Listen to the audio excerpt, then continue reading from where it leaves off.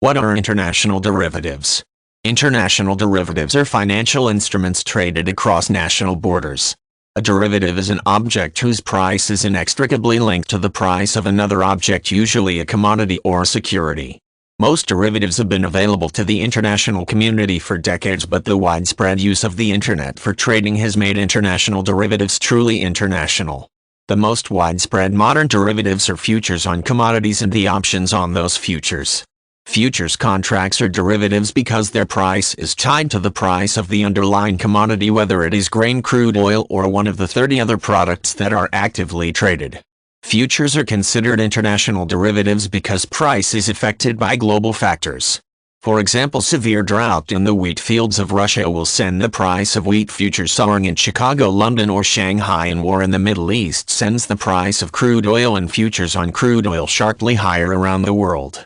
Commodities futures are the oldest derivatives. The Chicago Board of Trade was formed in 1848 for the purpose of trading grains and contracts on grains. Those contracts were soon standardized with respect to the amount of grain in each contract, the quality of the grain, the point of delivery for the grain, and the month and day of delivery. All that remained for the buyers and sellers to negotiate was price. In a groundbreaking move, the CBOT made the bids, offers, and negotiated prices available to the public. By the early 20th century, butter, eggs, hogs, and cattle were all traded as futures on the Chicago Mercantile Exchange.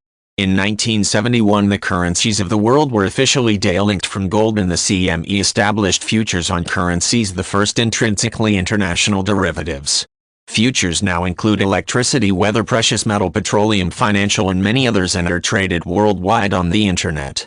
The transparency of price discovery, the knowledge of how many contracts are outstanding at any given time, and the ability of regulators to trace transactions to prevent fraud or rules violations has created a market for international derivatives in which the world is willing to participate. The collateralized debt offerings created by banking and insurance giants of the late 20th and early 21st century are also international derivatives. Unlike the public markets, these markets were unregulated and poorly documented. No banker knew how large the market was, what fraction of the nominal value was represented by actual collateral, or whether the counterparty to a trade would be able to perform should he be called upon in case of emergency.